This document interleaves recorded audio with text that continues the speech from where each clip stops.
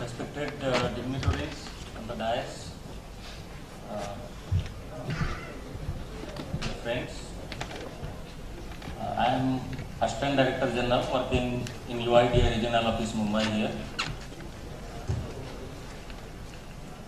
I have been really privileged to come here and share our experiences and the roadmap towards the financial inclusion which the Government of India and Government of Maharashtra are thinking.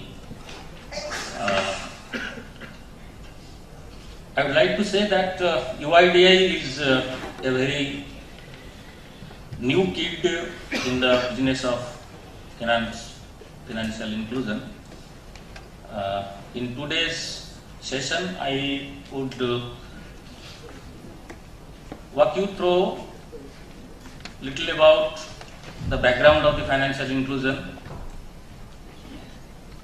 which we are already doing in different schemes. I will try to introduce how Aadhaar can be used to improve this endeavor of financial inclusion. I will also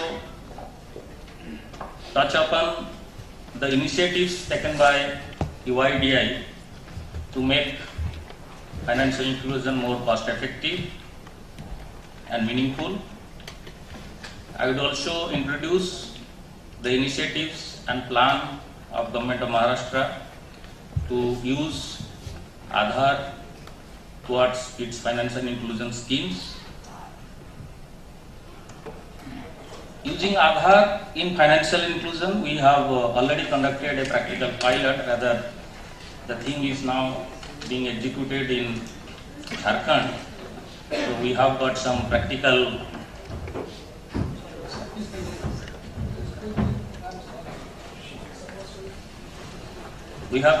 hands-on and practical experiences from the field that also I would like to share to all of you.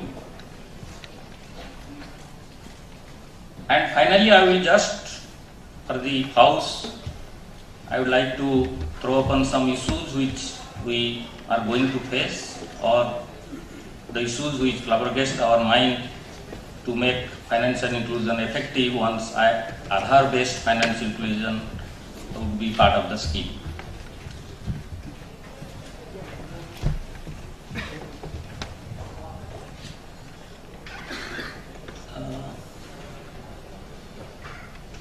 We are basically trying to move from a scenario of exclusion towards the inclusion, rather from which this financial inclusion term has been coined. Since 20 years, we can feel that we are moving towards a more open access economy by different change in the policy, economic and other liberalization policies.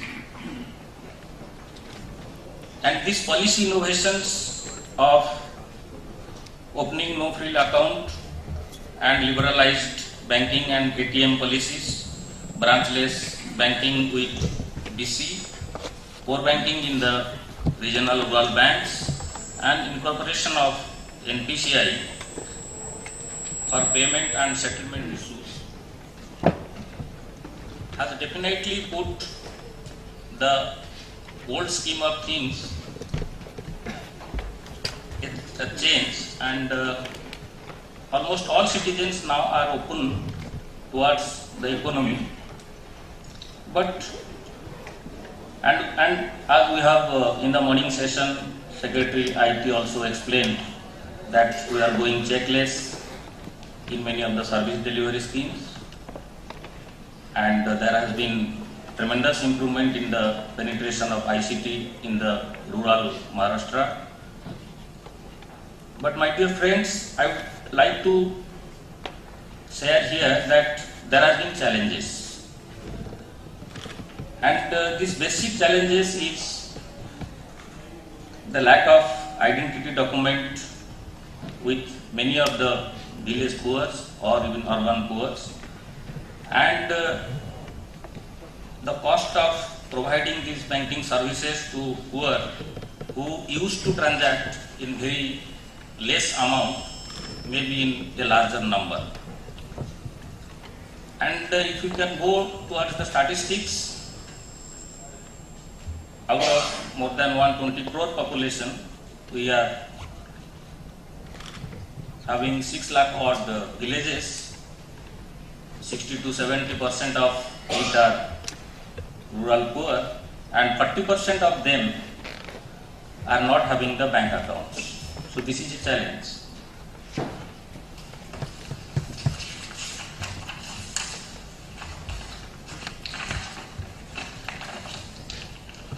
Basically, we can summarize the background like this, that in the front end of the schemes, government wants or tries to deliver what a resident or citizen wants by its policy changes in the back end. And the examples are the policy changes towards ATM, policy changes towards operability of mobile and other things. But the real challenge is targeting the deliveries. While we know that 40% of the rural population are not having the bank accounts, with this scenario, the targeting of service deliveries to the residents is definitely hindered, while we think of including almost all the population of 6 lakh plus villages towards into the Indian economy. Just to say briefly about the Unique ID initiative, I would like to, maybe the House knows much about the UID, but to refresh it, that there is basically 3 drivers which has introduced this concept of Unique ID, and the primary driver is that many of us are not having a proof of identity document. That is the primary driver 1. And the driver 2 is the duplication and fake identities. And the third driver identities, and the third driver to bring Unique ID concept is targeting the deliveries. So basically in UIDA we are having 3 mandates. We are providing a unique number to the residents. We are collecting, for this we are collecting the basic biometric data, and we are deduplicating that data to make this number unique, and we are having an authentication infrastructure where we can offer online authentication to ensure that the Aadhaar number belongs to the person who is claiming that it belongs to him. As regards to Indian context, I think a lot of discussion might have taken place, and other thing, we will not deny that financial inclusion is the only way to increase the quality of governance for a country having more than 120 crore population and so much of diversities, villages, and majority of the population live in the villages. But the biggest example that the ICT can change the way of life and financial inclusion can bring the services to the doorstep can be exemplified by banking and railway reservation. Here in this slide I wanted to let you know that at present what sort of identity proof or identification or authentication thing we are carrying out for getting different services. Everybody is getting services every day. So in the first type of authentication, and the user knows his own credentials, but the user is not authenticated. User's credentials which he has registered is getting authenticated. So almost in all electronic authentication we are carrying out this. We are having a different category of authentication documents: PAN card, mobile, ATM card and ration card. So we are drawing cash from the ATM counters by putting our ATM card and entering our PIN.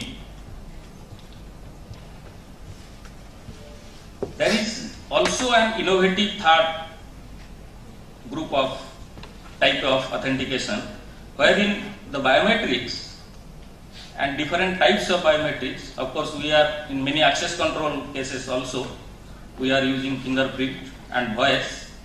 So there can be face and iris authentication. So if we know our demographic and other information, and if some mechanism can be there where we can put our own biometric, fingerprint and iris, does it really give us an unique identity? It appears so. It gives us an unique identity, because by this we are doing electronic authentication and also digitalized biometric authentication. But here in Unique Identity Authority, when we give this 12-digit number,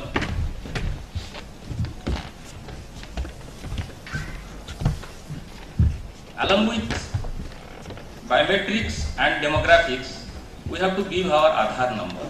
So as I have explained, that's to one match, and only one response we used to get, that is yes or no. So that Aadhaar number and the biometrics which we have given, it belongs to the name against which that Aadhaar number has been generated. So this is basically a summary that authentication against residence data in UIDAI, CIDR, it is not the data stored in a smart card. Response is yes or no. No personal identity information is shared, and request our mobile network, landline network and broadband network, 3 networks works.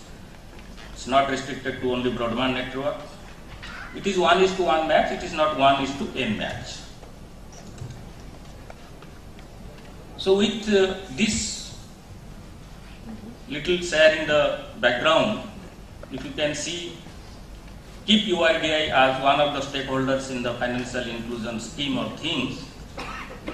The majority of the players are the state government and government departments and NPCI infrastructure, UIDAI.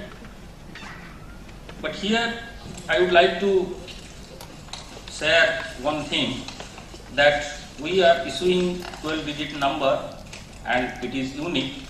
We are giving online authentication services, but with different schemes, if we can create a matrix of beneficiaries and stakeholders with only authentication of the Aadhaar number, it is the government who is the immediate beneficiary at that particular instance. Until and unless a service is delivered to a resident does not become a beneficiary. So the main pivot of the financial inclusion is the resident. Now, how resident can be included in the overall economic opportunities available in the country. With Aadhaar number and its authentication, the majority of the benefits goes to the government by identification of fakes and duplicates, but the real financial inclusion can come into play when a resident with mere authentication gets the benefits in his doorstep or in his bank account.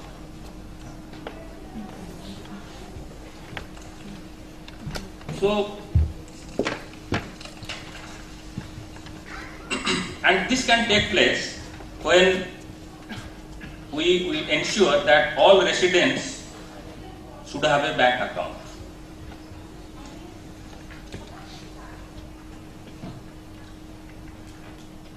So by improving the access of residents to financial system, and we all appreciate that nowadays the banks are not available even all panchayats, all Jilla Parishads. Availability of banking services is definitely a challenge.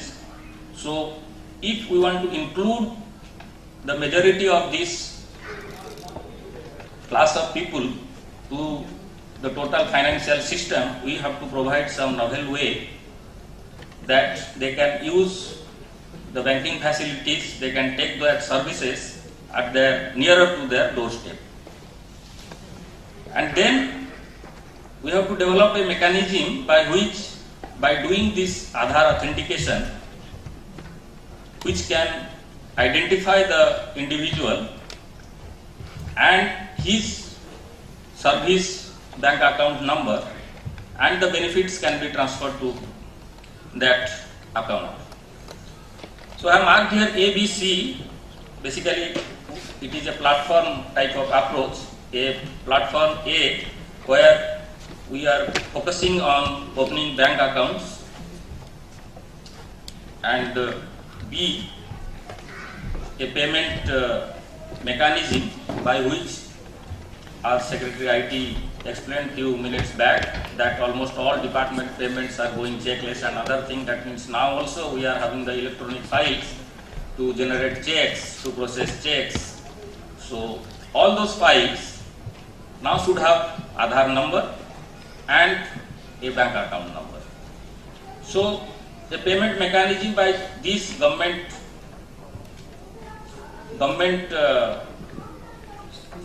files can be uploaded to a mechanism, to a system developed by the NPCI, so that Aadhaar enabled payment system can take place. So here I have shared one little experience which we have got from Jharkhand. It's not basically that A only completes, then B can start, then C can start. We can debundle the ABC sequence and start at any point of time, because 3 platforms are now in working condition. So opening and linking of bank accounts, as I have explained, that Aadhaar as a proof of identification to open bank accounts, RBI has issued guidelines in September 28, and to link these bank accounts with the Aadhaar number, we already have a process during the enrollment, that if they can put their account number, then the concerned bank can approach the resident to have an account number open in that. By that thing it is linked. And to facilitate all this process, UIDAI has already empaneled 64 banks, so that all those residents who have been issued the Aadhaar number or might not have been issued Aadhaar number, they can go to the districts and villages and start opening the bank accounts. So the process flow also has been made simple, that the UID is KYR data is KYC compliant, has been made KYC compliant by the RBI. So there has been electronically it can be shared with public and other secured keys to bank and POSB, who can open the bank account electronically, and application form also can be printed from those data. So which I have explained that once these bank accounts have been opened, then the NPCI has developed this Aadhaar payment bridge system, wherein some sponsor bank who is taking care for a particular service delivery, he can tie up with NPCI. There is a onboarding process separately kept by NPCI for this purpose. Then NPCI carries out the Aadhaar authentication with CIDR and send the file to the beneficiary bank, and beneficiary can operate his account and withdraw and deposit and the cash from his account. So it is basically like this. If we are having an electronic NREGA file, electronic scholarship file, electronic old age pension file, and these files are already mapped with the Aadhaar number, and the sponsor bank is putting the account number, it's going to NPCI engine, and the whole electronic credit file is going to the destination core banking system banks, and the accounts are populated or credited accordingly. Aadhaar enabled payment system, it is once the money has been credited to the bank account, then he is able to transact it and operate it. So that can only take place when a separate set of infrastructure can take place through micro ATM. So that thing is also has been planned. And in that micro ATM device, AEPS can take place through different services as a normal ATM does it, including balance inquiry, cash deposit, cash withdrawal, fund transfer, etc.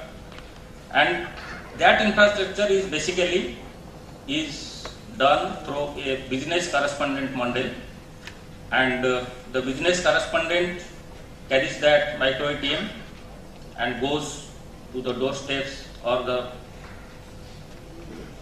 in the different villages to the beneficiary and carries out the transaction.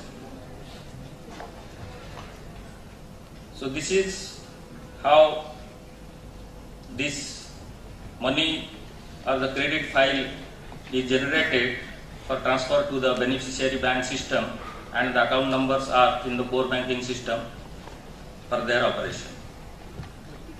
So just to explain to all of you this BC model, the BC basically when a customer deposits money with a BC, an electronic transfer is made from the BC's account to the customer account. This is just similar to that of a prepaid mobile connection which we used to use and give the money and take the credit and do it. So a reversal takes place here as the process flow for a withdrawal transaction. Then at that point of time, electronic transfer is made from the customer's account to the BC's account. This quickly I will go through that how it will change this type of financial inclusion with the help of UID, change the village. It is basically this thing has taken from the Aramgarh in UP during our pilot, that one of the NREGA worker in Thursday he is going to draw his salary. He works 6 kilometers, then 14 kilometers by bus, pays 10 rupees, and there he goes, and that is the day for the payment, and he is waiting there, and before the deadline he is collecting his the 2:30 p.m. deadline, he is collecting his payment. Then the similar return journey, and on the way he has already drawn some money from the money lender, so he is paying his 5%, 500 rupees he has drawn, and purchasing some ration from this kirana shop. So for taking his own salary, he has to spend something around 100 odd rupees in the process. But in the BC model, the business correspondent can give this money through his bank account, through the operation of his bank account in his own village. So in Maharashtra, just a quick snapshot, we have already carried out 3.69 crore enrollments. Of course, Secretary IT will try, because it is a dynamic figure, it is increasing day by day, and we have already generated 3.3 crore Aadhaar generated, and 17 banks are working as registrars, and out of 23 municipal corporations, we have in the 9 corporations we have more than 60% of the population have been covered, and 3 corporations 50 to 60% population, and 3 districts we have covered more than 50%, and in Amravati it is 95% population have been covered. So with the commitment of Government of Maharashtra and leadership of Honorable Chief Minister and Department of DIT, and they have already identified, and we are working in close coordination in these 11 districts to link UID number to the delivery of services in these projects, and Aurangabad, Latur, Osmanabad, Satara, Solapur, Pune, Mumbai, Wardha, Ahmednagar, Amravat, Nandurbar. Besides this, as regards to regional office UIDI, we have also guided by the central government policies. As you know, in 2012-13 budget speech, Honorable Finance Minister has directed to identify 50 districts for the financial inclusion on the basis of the Aadhaar enabled payment system. So, and the central government has set a target of deployment of 1 lakh micro ATMs and 5 crore Aadhaar enabled bank accounts to be active. So in this regard, in Maharashtra we have decided the 5 districts, Wardha and Mumbai plus Suburban, Amravati, Pune and Nandurbar. Quickly, in Jharkhand, these 4 banks were involved in our pilot. Rather, it is not pilot now. The payment is also going on, is being made through Aadhaar number. Bank of India, UBI, ICICI Bank, and Axis Bank. And the process, we have generated this downloaded forms, mapped the NREGA cards to the Aadhaar number and account numbers where bank account numbers were opened, and BCs were deployed along with micro ATMs, and we have entrusted the videos and panchayats there, and muster rolls and electronic payment advices were generated, and the bank credits the beneficiary's account on e-advice through APBS. Here Minister Sri Jairam Ramesh has visited that village. There are some learning we have got, and similar type of things also we are trying that here in Maharashtra we can take care that state government ownership is critical, capacity building at the level of district, block and panchayat level is a must, and the critical mass of mapped Aadhaar to scheme identifier that are required. If 20,000 people are there for a public service delivery, so a critical mass minimum 60-70% of the population should be covered. And on behalf of the banks, the government has to identify or should work in coordination, so the dedicated project manager should be there. And BC sensitization is an important because it is a very new type of machine, and the poor rural people in the village, they are scared to put their finger on other things. And another thing which we have felt there, that feeling of empowerment observed among women beneficiaries who used to collect widow pension and everything on just putting their fingerprint and punching the Aadhaar number. Some issues, it is of course open and we can discuss and this thing. And basically it is the mapping which is the biggest challenge that, but I hope in Maharashtra we will be very, very successful, because almost ICT penetration is too much, and once we are planning or going towards the checkless these payments, and there this seeding of data would be not a big challenge, and opening up accounts for the mapped data, and in many places enrollments might not have reached that critical mass. So in our phase 2 of enrollment we are going to take care for that. And our backend CIDR should work 24 hours, 7 days. And connectivity is definitely an issue. Connectivity, but just the previous this session I used to go through the presentation, and there I could feel that connectivity would not be a big problem here. And the most important thing is that the scaling part, some discussion between the banking authorities and government is required to do it.